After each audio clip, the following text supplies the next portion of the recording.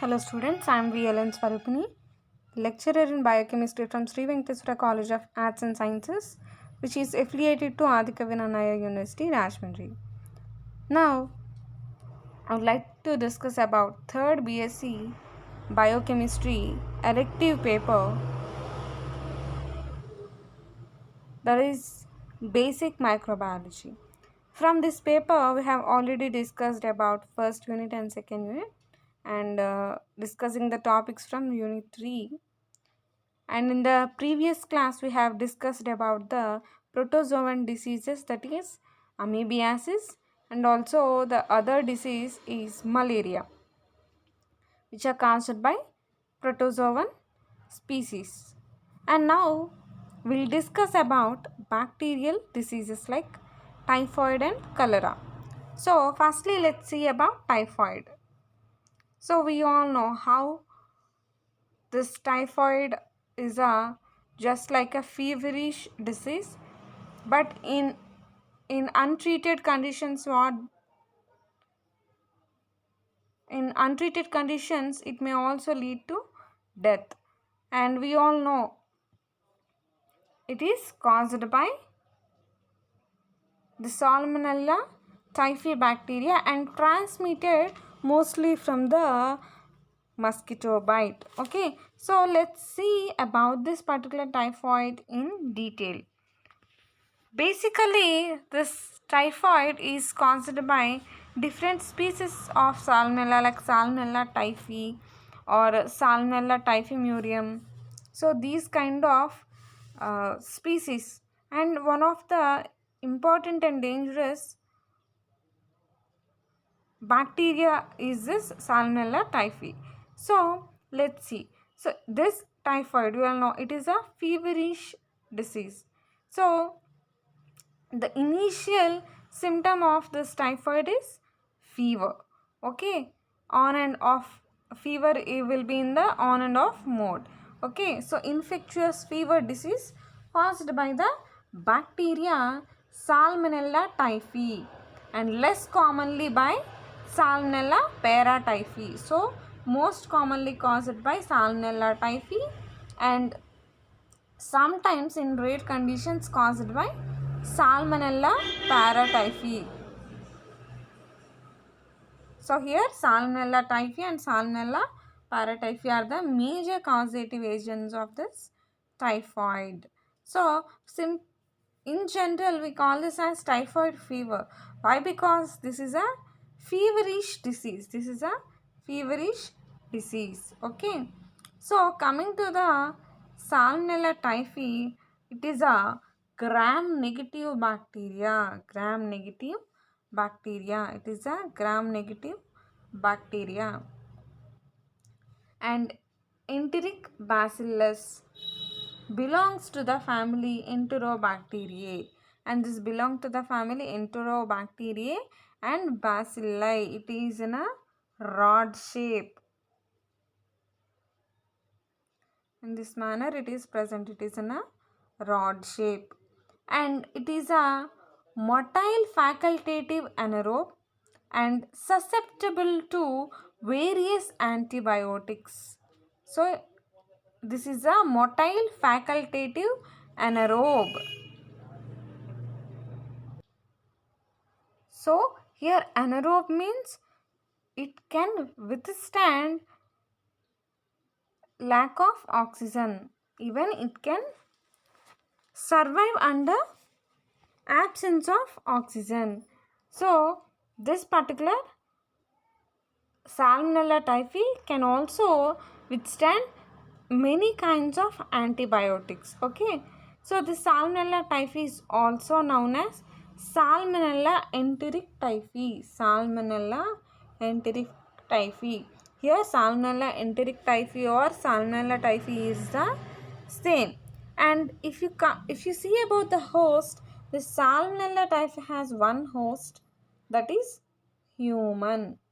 Okay, human is the one and only host for this Salmonella typhi.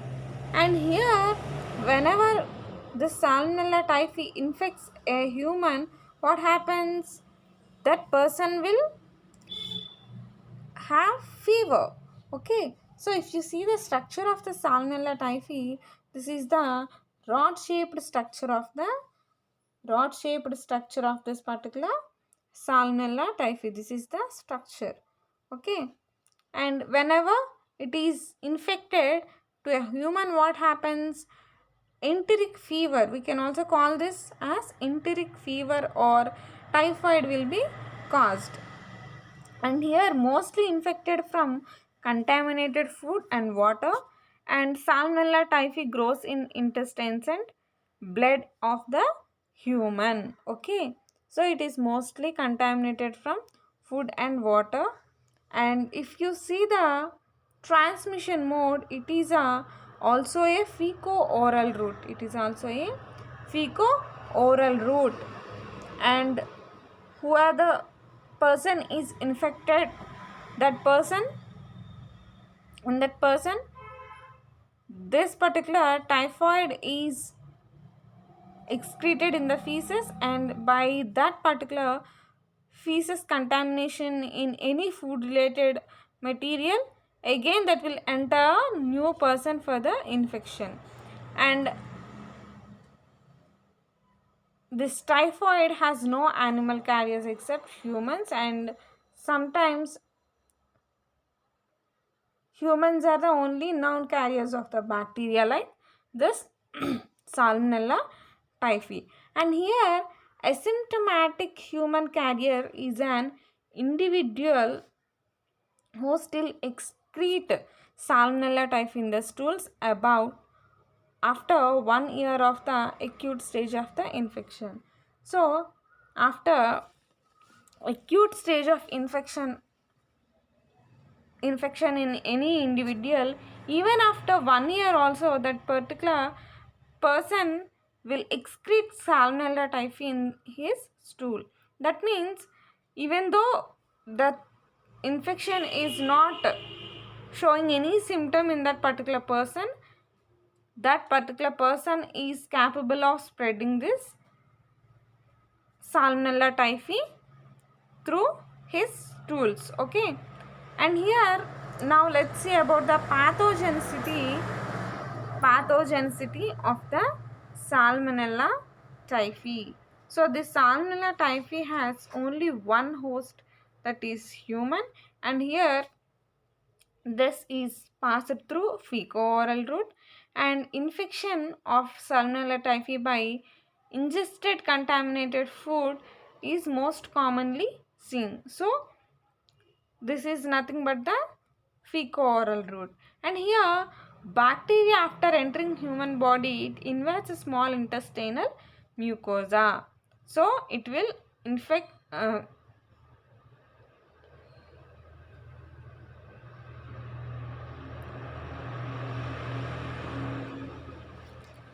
so it is localized near the small intestine. It will invade small intestinal mucosa.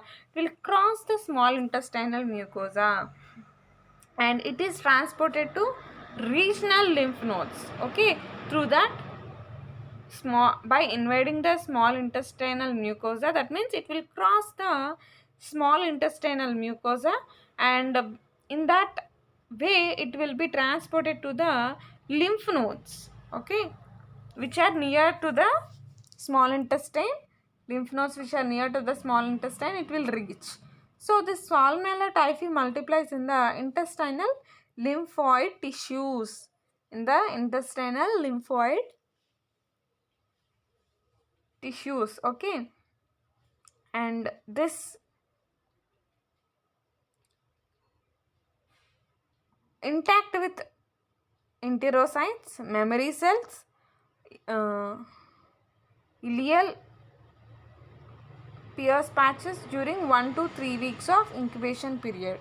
So its incubation period is 1 to 3 weeks. So this incubation period is nothing but the time gap between the entry of the organism into the antigen into the body and exhibition of the first symptom. Okay,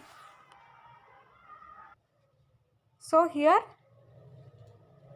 in the incubation period from 1 to 3 weeks, what the Salmonella typhi will do? It will infect these lymphoid tissues, and this will infect enterocytes, memory cells, Pierce patches, etc.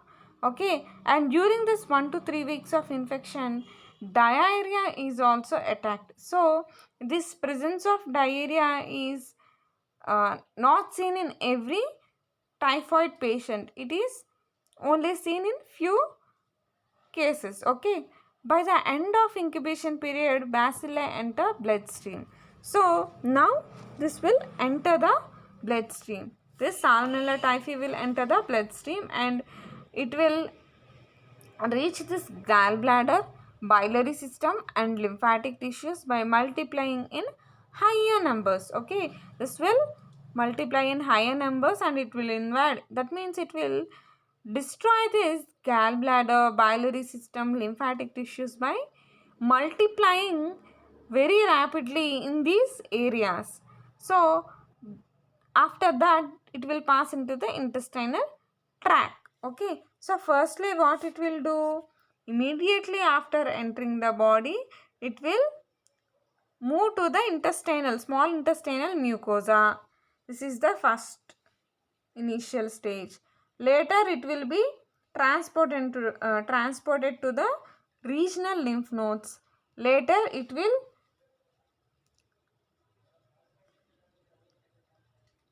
attack enterocytes, memory cells, and Pierce patches. Later, after 1 to 3 weeks, it might also cause diarrhea. And at the end of the incubation period, it will enter the bloodstream and it will take over this gallbladder, biliary system, lymphatic tissues, and in those areas it will multiply very rapidly and pass into the intestinal tract. Okay, so this is the major thing that is going to happen during the typhoid disease. Okay, this is the pathogenicity. Now let's see about the symptoms here. So coming to the symptoms of this typhoid, these are quite different from one individual to another. Okay, so let's see how many types of symptoms can be seen in this particular typhoid. So symptoms may vary from mild to severe and usually begin after 6 to 30 days of exposure. Exposure means nothing but entry of this particular antigen into the human, and here it might be a mild, it might show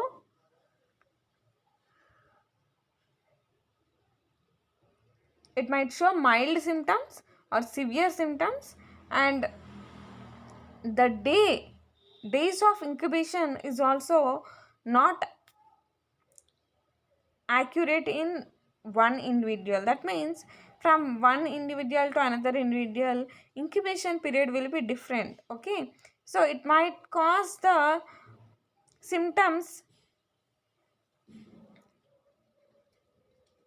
after the infection from 6th day to the 30 days. Okay, so here classically the course of untreated typhoid fever is divided into 4 distinct stages, each lasting for about 1 week. So if we take this typhoid patient and divide the time period into 4 stages, and this particular patient is untreated with this typhoid fever, that means he is not given any medications to treat this typhoid fever. So in the first week what happens is body temperature will rise slowly. Okay, and if you see fever in any typhoid patient, what happens, that particular patient will get higher temperatures at one particular time. That means some will show high temperatures in the morning, and again they will be normal from um, afternoon to evening, and again at the evening time they will again show the increase in the temperature. That means increase in the temperature is nothing but the fever. Okay, so here fever fluctuations are very high in this particular condition. So here body temperature rises slowly and fever fluctuations. Fever might be seen in the morning or in the evening or on both sides. Okay, and sometimes headache is also seen in the first week, and cough and sometimes also,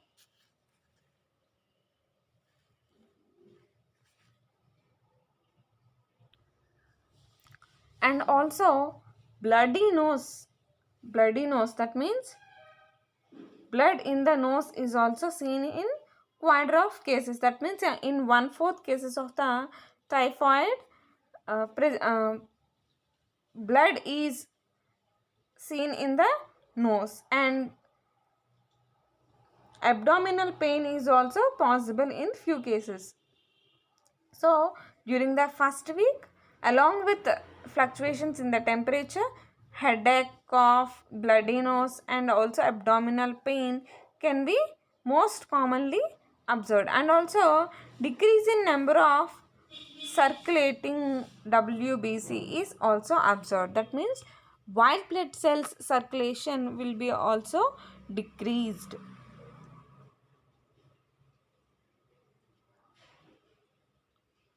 So if you take the patient in the first week, if you take the patient to the doctor and go for the diagnosis of this particular typhoid through Vidal test, we all know Vidal test is the most important diagnostic tool for the typhoid. So when we take the patient in the first week to Vidal test, most probably it will show negative. Okay, so most probably in the first week it will show negative, and in the second week, let's see what happens.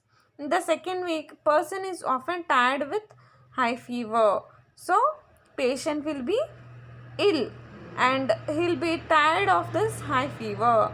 High fever will be continued throughout this typhoid. Okay, and appearance of rose spots on the lower chest and abdomen region. So rose colored spots will be observed on the lower chest and the abdomen, and abdominal pain is in the right lower quadrant. So this abdomen pain and fever reading will be carried to the second week also, and additionally presence of rose spots on the lower chest and abdomen will be observed, and diarrhea may occur in the second stage. So that means in the second week patient is prone to diarrhea, and spleen and liver will be enlarged. Spleen and liver will be enlarged.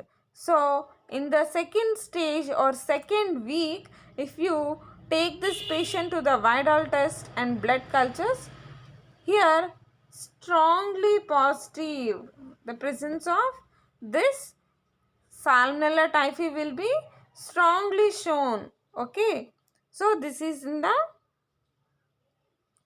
second step, and here the major symptom of typhoid fever in the second week,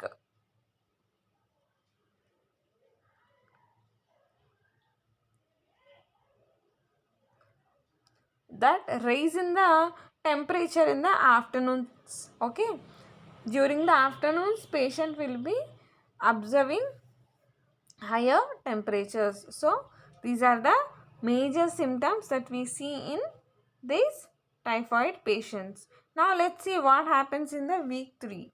In the week 3 typhoid fever, there will be number of complications like intestinal hemorrhage and intestinal perforation, encephalitis, respiratory diseases.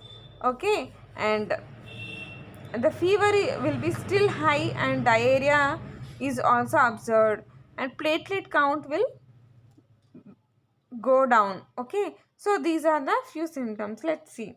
So the first symptom is intestinal hemorrhage. Okay, intestinal hemorrhage means the blood vessels which are present in the intestine, they will break, okay, intestinal hemorrhage, and due to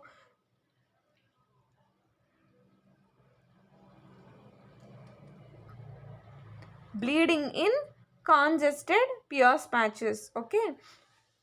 As this particular Salmonella typhi will infect Pierce patches, what happens?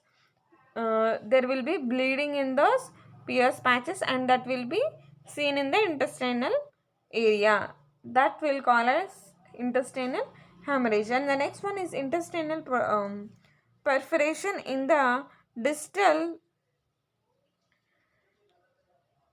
lawn, okay. So there will be intestinal perforation. And next one is encephalitis, nothing but inflammation of brain cells. There will be damage in the brain cells, okay. And the next one is respiratory diseases such as pneumonia and acute bronchitis. Respiratory diseases such as pneumonia and acute bronchitis is also seen. And the fever is still very high, and dehydration is observed. Dehydration. So dehydration is most probably due to the diarrhea, okay. And platelet count goes down slowly, and risk of bleeding rises. So here platelet count will be low. So platelets, number of platelets will be decreased in that particular patient, and it will lead to severe condition. Now let's see what happens in the week 4. In the week 4, intestinal and neurological complications may occur in surviving untreated individuals, and mostly weight loss is seen and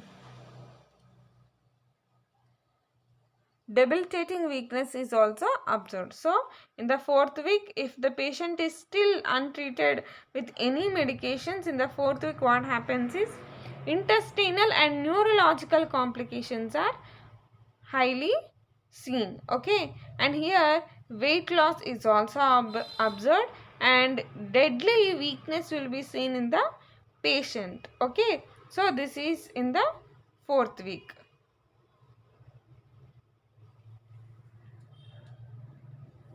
So this is how these symptoms will be seen. So from the day of entry of this Salmonella typhi into the body to the 4th week, how this typhoid will show its symptoms in different stages or in different weeks, okay.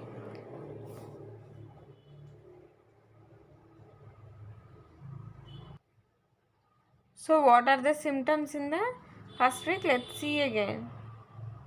So in the first week there will be fever, temperature rises will be seen, and fluctuations in the temperatures will also be seen.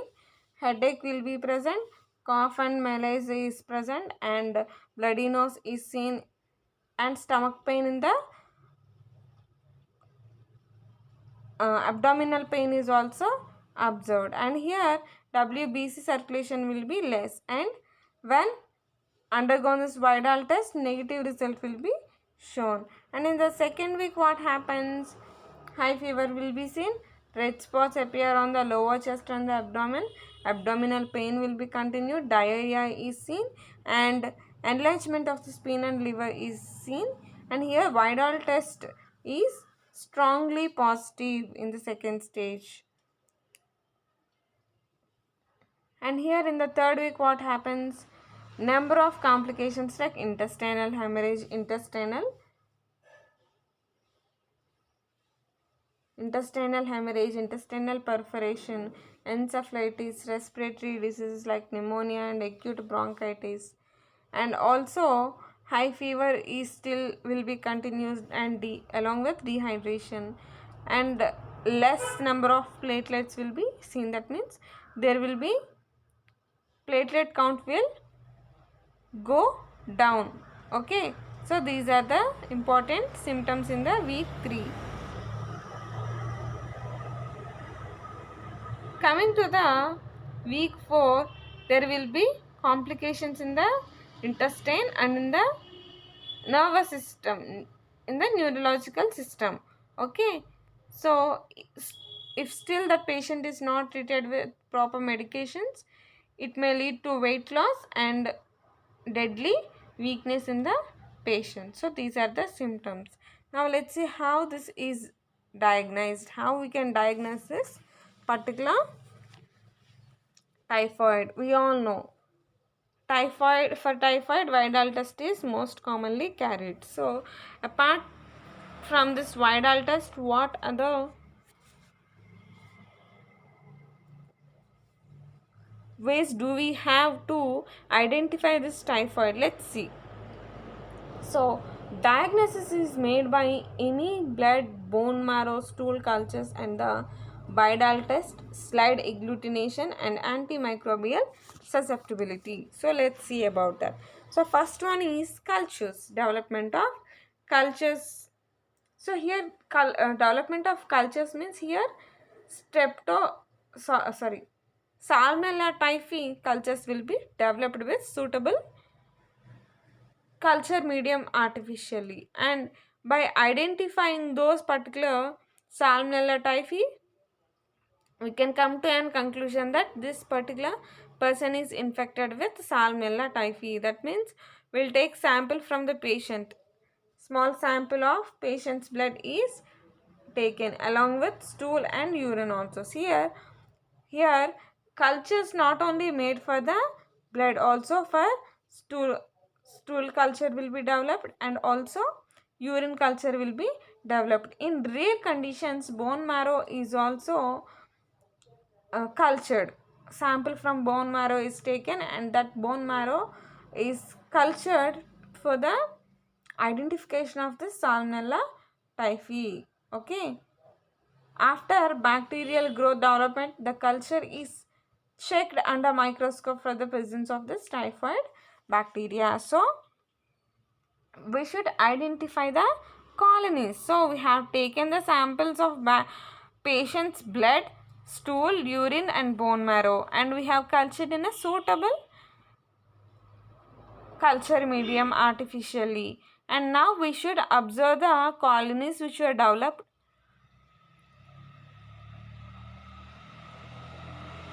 under microscope. So here these bone marrow cultures are most sensitive test for Salmonella typhi. That means this bone marrow cultures, and collecting sample from bone marrow is not so easy. Okay, this is only done in very rare conditions. Okay, so but how sophisticated is this bone marrow culture means the test or the culture developed from bone marrow is very sensitive. Even a small portion or small minute quantity of the sample can show the presence of this Salmonella typhi bacteria. Okay, so next important test is Vidal test. So this is a kind of agglutination test. Okay, agglutination means there will be formation of agglutinin in the sample. Okay, so let's see about this test, Vidal test. It is a agglutination test, and here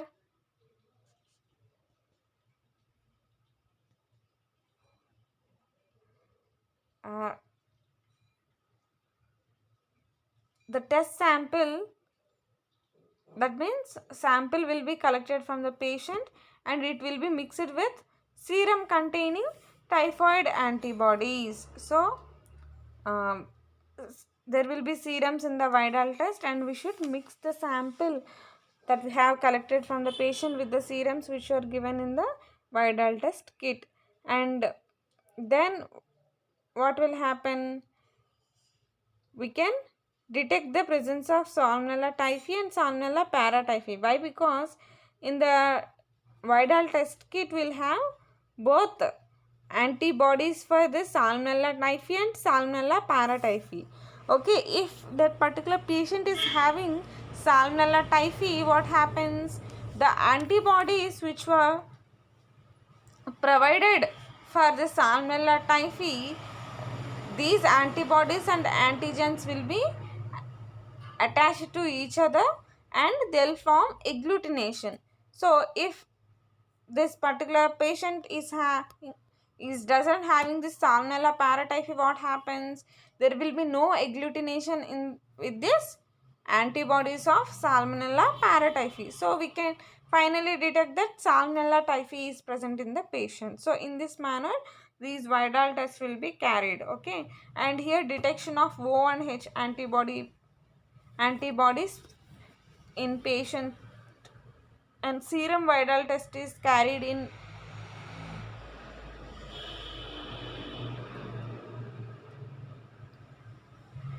two different ways, that is by plate method or standard test tube method. We can carry a plate method or we can also carry a standard test tube method, and the highest dilution of the patient serum in which agglutination occur is noted during the standard test tube method. Okay, so hope you understood about this Vidal test. And the next one is typhidont. This is also a kind of agglutination reaction. Here IgM and IgG antibodies will be detected. Let's see how. It is a medical test consisting of a dotted ELISA. So this is a technique related to ELISA, enzyme linked immunosorbent assay. So here ELISA kit, it will detect IgM and IgG antibodies which are against the outer membrane protein of the Salmonella typhi.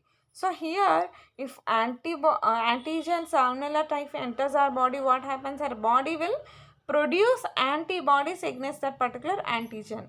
Like in our body, antibodies like IgM and IgG will be produced against this particular Salmonella typhi. So these IgM and IgG will be detected by this particular typhidont method, and here the typhoid test becomes positive within 2 to 3 weeks of infection. So this particular method also shows negative in the first week,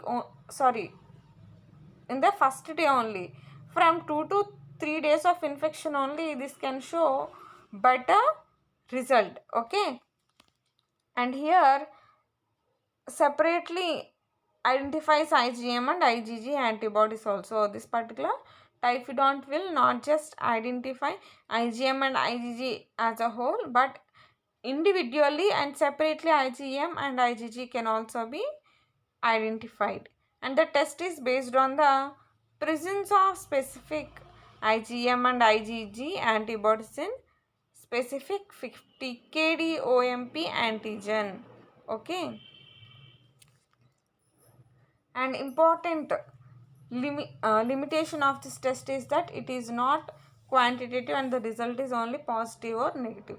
So here the percentage of the infection or the percentage of the antigens present in our body cannot be identified. Only the presence or the absence of the antigen is identified in this particular typhidont method. Now let's see preventive methods for this particular typhoid disease. So here, as I said earlier, this typhoid is most commonly seen in the developing countries. Okay, so sanitation and hygiene is very important. So proper sanitation and higher hygiene should be maintained to prevent this typhoid, and typhoid vaccines are also present nowadays. We can also take those typhoid vaccines to protect ourselves from this typhoid. Okay, now let's see about treatment. So here treatment is most commonly by medications. Of course, medications are the most important things which will reduce the Salmonella typhi bacteria in our body. Okay, so mostly antibiotics are used. So for we all know for bacterial infections most commonly used drugs are antibiotics, and here in the same manner antibiotics like fluoroquinolone, ceftaxime, chlorophenicol, ampicillin, amoxicillin are the most commonly used antibiotics. What are they? Fluoroquinolone, ceftaxime, chlorophenicol, ampicillin and amoxicillin are the 5 types of antibiotics which work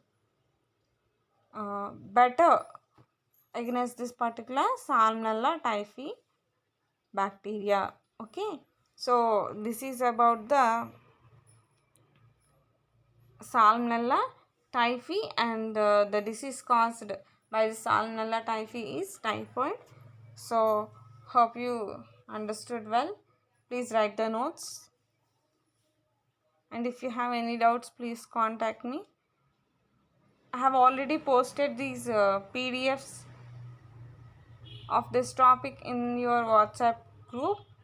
Please write the notes as soon as possible,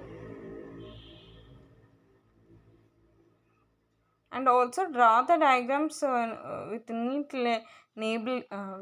labeling. Okay, thank you students.